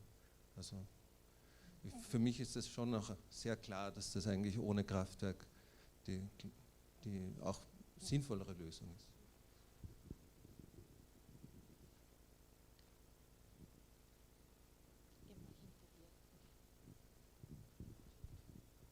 Also ich stimme da eigentlich vollkommen zu. Ich sage jetzt aber, das ist nicht meine Meinung, das habe ich gehört. Ich zitiere da jetzt eher, was gewinnt man denn tatsächlich von 4 Kilometer freie Fließstrecke, aber inmitten eines Flusses, wo drüber, 6 Kraftwerke und drunter 17 Kraftwerke sind. Was gewinnt man da, wenn man was aus der Mitte rausholt? Da habe ich wirklich gehört von der EVN, das bringt eigentlich niemandem was außer dem Kajakfahren. Nein, ich hätte es gern übersetzt und kannst du übersetzen, ob das jetzt dort ist? Yeah, sure. So the question was, what is actually the benefit? Like in this case, it was a citation from the EVN, the energy company here. What is the benefit if in like this case where we have, let's say 5, 6, 7 power stations upstream and 16, I think, downstream? I'm not sure about the numbers, but what is the benefit if we take out one in the middle? Like, and according to the power production company, well, maybe just there's a benefit for the kayakers or canoe boat drivers.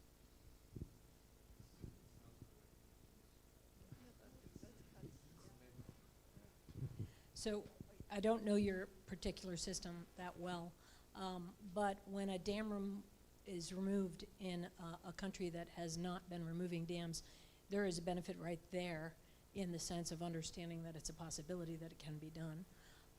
It starts the discussion. There's also connectivity issues on every level. It doesn't always have to be for migratory fish. When I was talking about the river system before and the impacts of dams, One fraction of that is for migratory fish and for them to move. But a lot of other species move and systems are dynamic. And river systems can't be dynamic when a dam is holding them in place. So a lot of their other functions are not working as well. So therefore, I'm not just a believer in removing the most downstream dam when you have migratory benefits, and that's the only reason for dam removal. What my slide was showing earlier is I'm a believer in removing dams that don't make sense for rivers, for all the functions of a river. So yes, I do believe it can make sense to remove a dam even if there's other dams downstream or upstream in the system. Ja, ich antworte mal auf Deutsch. Ich meine, wir werden viele dieser Argumente nachmittags hören, weil da gehen wir genau drauf ein, was wären die Benefits. Und ihr werdet euch wundern, wie groß die Benefits sind, selbst wenn man einen Staudamm aus der Mitte einer Kette nimmt. Was auch klar ist, und deshalb sind wir auch hier, das alleine, the removal of diesem Damm alleine, macht noch keinen guten Kamp, sondern es ist aber ein wesentlicher Beitrag, und wir werden noch andere Sachen vorschlagen heute Nachmittag, aber alleine die Entfernung des Rosenburger Kraftwerks, dessen Neubau mindestens 10 Millionen kosten soll, hat einen enormen Einfluss auf die Fischfauna in der Region, auf die Insektenfauna. Da haben wir dann die Leute auch hier, die das erklären werden. Und diese Aussage der EVN finde ich auch, ehrlich gesagt, normal. Also das ist ganz eine normale Reaktion, zeigt aber auch, dass sie auch im ökologischen Bereich auch, keine Ahnung, 30 Jahre nach Hainburg oder wie lange das jetzt her ist, immer noch auf demselben Stand sind. Das ist des ökologischen Verständnisses. Aber das werden wir heute Nachmittag.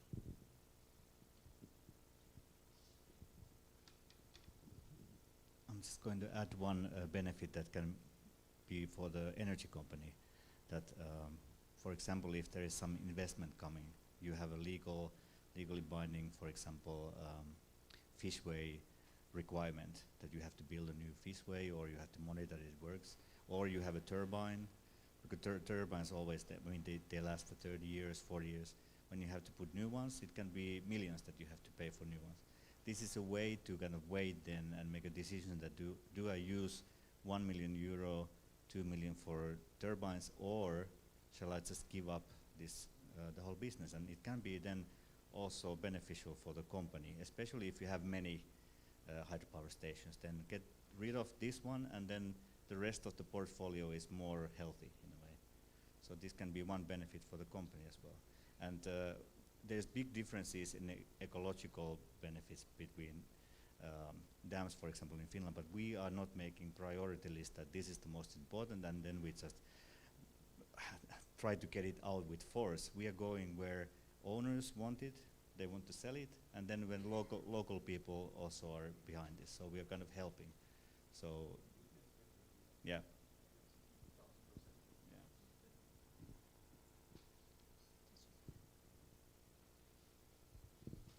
Danke. Ich denke, es war vorhin ein wichtiger Satz, a sentence you said, Sampsa, is that we're facing a combined crisis, a climate and nature crisis.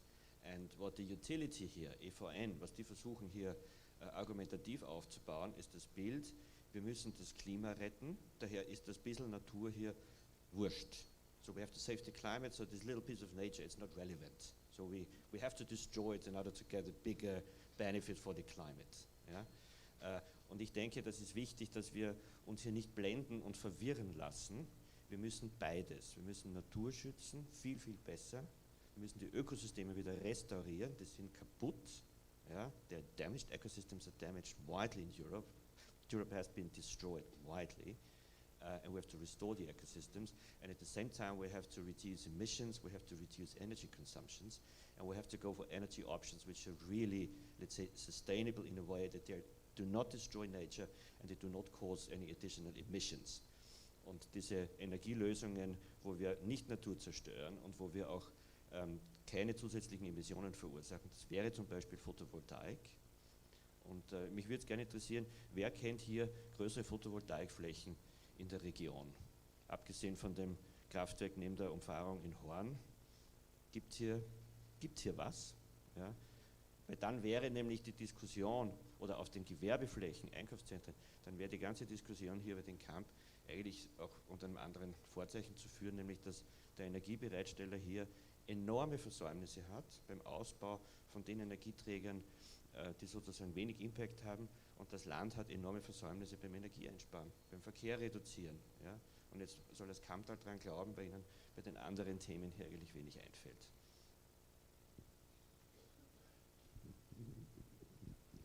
I have a question to Laura, because I think before we are talking about our own thoughts, we can learn a lot of your best practice experience. Maybe could you tell us something about the cooperation between your organization and other organizations, maybe in other states? So are there platforms for exchanging your experience? This is the first question.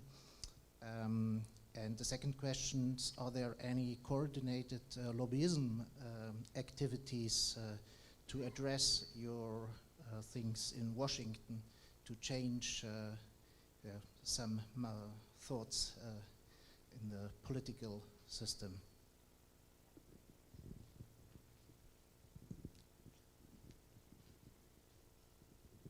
So first, the first part of that, the building the networks so that we can share our practices. We've been doing that for a while now. So back when I was with American Rivers, for example, in my region, in about 7 or 8 state region, I created the Northeast Stream Barrier Task Force, and that was a task force to get together where we could sit and we could say, here's what we're doing, what are you doing, you know, why don't we build off that?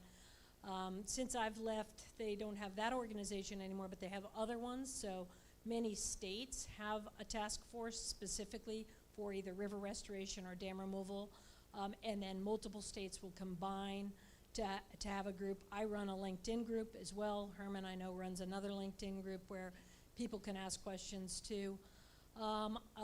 We started the International Fish Passage Conference, and that conference has been going on, I think, for about 9 years now, and that has a heavy fish passage and dam removal focus in that, and we've really been exchanging a lot globally on issues relating to dam removal. On that one, we were down in Australia not too long ago talking about these issues down there with them.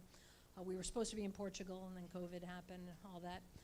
So there are multiple platforms, both now kind of internationally and in the United States at least. We are teaming together a lot to have these groups. For example, there's a New York, New Jersey dam removal task force that's putting together great information, has a wonderful website with a lot of good data on it. That being said, also our larger NGOs, American Rivers, and the Nature Conservancy, they have various platforms and give out a lot of good information and a lot of good data on their websites as well. So we're sharing information that way. And I feel like we've really developed a community that really knows each other and knows where to get questions. I also taught a dam removal course for 15 years in America as well. So we had a lot of interest that way. Now, that's building that network. The other side of it, the lobbyist side of it, yes, our environmental NGOs are our primary lobbyists relating to issues associated with removal of dams. So American Rivers has lobbyists, and they work on policy issues. So does the Nature Conservancy and some of the other groups. I don't know their policy work as much, though. I primarily know American Rivers just because I used to be with them. And we would go up to the Hill and lobby, and I have done myself, and I found that our most effective lobbying is when we team with an unusual partner, like American Society of Civil Engineers or a hydro industry or something else, and come together with kind of a shared voice on what we think is a logical approach to remove the dams that no longer make sense, and focus on infrastructure issues in the United States, including removal of unsafe dams. So.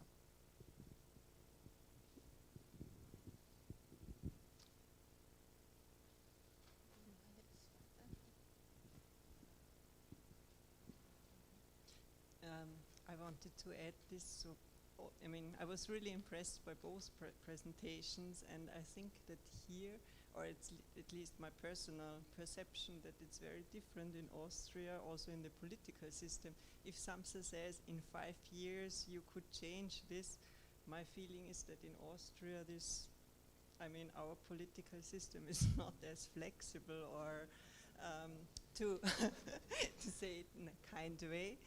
So yeah, I think it maybe also needs a different approach, and maybe also what Laura says, I think that we are just at the start of this. So until now this was just fighting against new dams, and yeah, so it will be a hard and long way, probably a longer way than in Finland.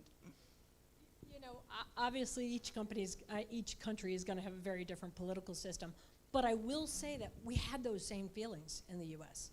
So something happening in 5 years, yeah, that's revolutionary, that's wonderful. But I've been involved in dam removal now for 30 years in the U.S., and I've seen some really big changes over 30 years. But if I were to guess when I got started in this that we would have those changes, I would have thought as well it was maybe too big of a ship to try to change its course. What I like to remind anyone, Austria included in any country, is that we created the bad situation. We've created the environmental devastation over a period of time, decades and decades of time, generations. And we can't expect to get ourselves out of it into self-sustaining natural systems in a blink of an eye, in 5 years or 10 years. We have to have a multi-generational approach, just like we did to get into it. You know, we built these dams over a long period of time. So to talk about restoring our river systems has to be a very far vision, maybe for our future generations, not necessarily in our lifetime. And we need to think of the steps that we can do now to help so that we're on a better path, that we make better decisions. So.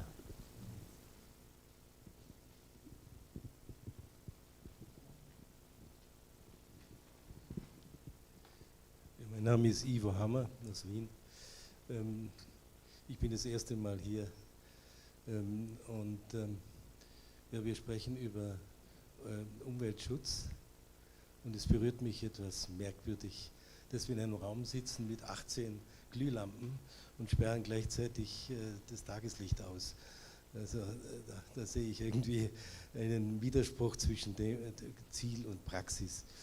Das ist klein, aber ich bin sehr beeindruckt von diesen Vorträgen, die ich gerade gehört habe. Es ist gut, wenn die Wirkung dieser Dammbeseitigung ist wirklich beeindruckend, offensichtlich. Nicht nur von der Schönheit der Landschaft, sondern auch für die Natur. Die Möglichkeiten, das durchzuführen, werden hauptsächlich begründet damit, dass man sozusagen nicht profitable Dämme einfach beseitigen kann. Insofern hilft man letzten Endes den profitorientierten Gesellschaften, die das betreiben, letzten Endes auch ihr Geschäft besser zu betreiben. Meine Frage ist, was ist eigentlich das Ziel, was die Energieproduktion dann betrifft, wenn man nicht Wasserkraft haben will, aber gleichzeitig eben Strom verbraucht. Und ich hätte gerne gewusst, wie das in Finnland, wie die Gesellschaften zum Beispiel in Finnland dann ausgewichen sind, wenn sie diese kleinen, nicht profitablen Kraftwerke mehr haben. Wie sind sie ausgewichen? Oder die Frage ist auch, hat diese Bewegung dazu beigetragen, dass man das Bewusstsein, dass man Energie sparen muss, gestiegen ist?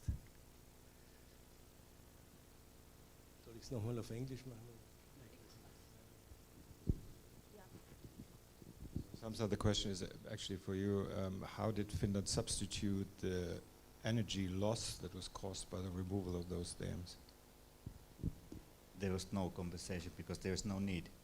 I mean, we have a governmental agency who is responsible of energy security, food security, energy security, and they have stated that anything under 10 megawatt don't matter. You can take everything out, I mean, without having any effect on our energy security or system. So this is just, I mean, and we have already closed down hydropower stations and nothing happens because it's such a small, tiny amount of electricity that they produce. So there is no need. But sometimes municipality, for example, they want to have something to. Yes, there's, of course, in Finland, for example, we have brand new nuclear power plant, which produces, when they turned it on last month, it's 15% of the whole electricity demand in Finland. So, but it didn't, of course, we didn't build it because of hydropower. But all the time there is more solar. Every single day somebody buys solar. There's more solar panels, and there's much room for much more. Also wind, we don't have much wind in Finland yet, and we are windy country. And so there's room for other things. But you don't really need to compensate that something very small goes away, then you right away need to build it again. But sometimes municipality wants this. And then, for example, we have both solar companies and wind companies who are ready to build the same amount of megawatts in the area, if people want.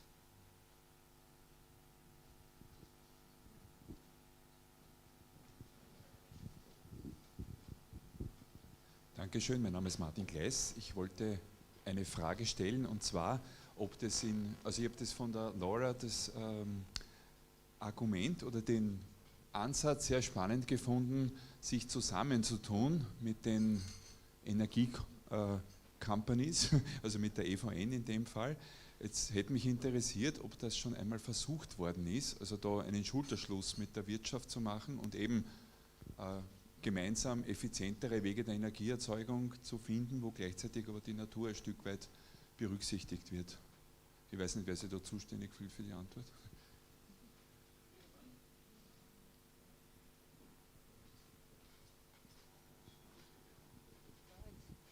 Magst du beantworten? Nein, ich war jetzt ein bisschen abgelenkt.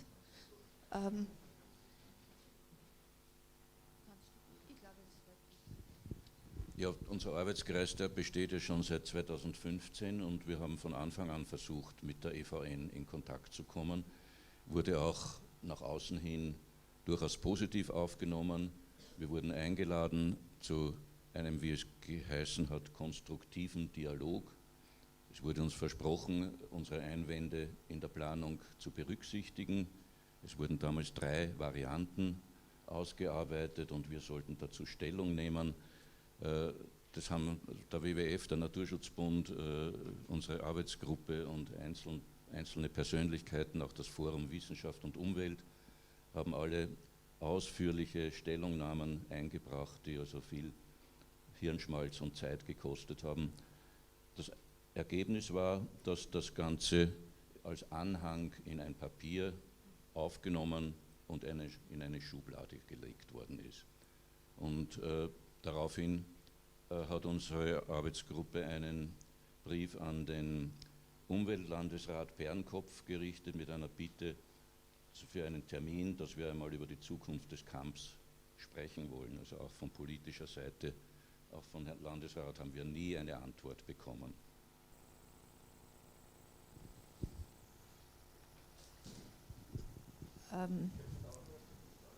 Ja, ich sage auch ganz kurz noch was dazu. Das Ganze geht ja seit 2013. Da hat es sehr viele Diskussionen gegeben mit der EVN, Variantenprüfung. Also die Kooperation hat de facto, Kooperation kann man nicht sagen, die Auseinandersetzung mit der EVN und mit dem Land Niederösterreich hat natürlich intensiv stattgefunden. Du wolltest noch. Ja, danke Werner für diese Infos von vor einigen Jahren schon. Ich glaube ja, das ist meine Hypothese, dass sich bei der EVN auch was verändert hat. Es gibt einen anderen Geschäftsführer, es gibt auch in der EVN Stimmen und, nein, nicht Stimmen, aber zumindest Menschen, glaube ich, die das so sehen, dass man die Natur nicht mehr zerstört. Und es gibt natürlich eine sehr lange Tradition in der EVN, Wasserbau zu machen, und Strukturen zu ändern brauchen Zeit. Ich habe euch jetzt dieses Bild hier auf die Wand geworfen. Das ist das Einkaufszentrum in Horn,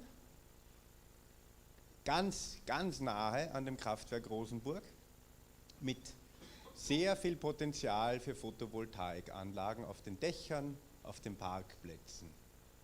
Wenn die EVN das Geld, die 10 Millionen Euro, die das Kraftwerk kosten würde, der Umbau, verwenden würde, um dort Photovoltaikanlagen zu machen, wäre das ein Weg nach vorne.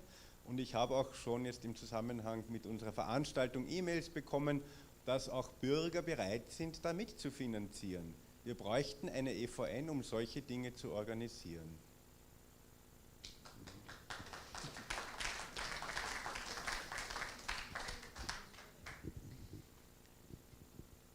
Ich würde jetzt diesen Block eigentlich beenden und in die Mittagspause verabschieden und mich freuen.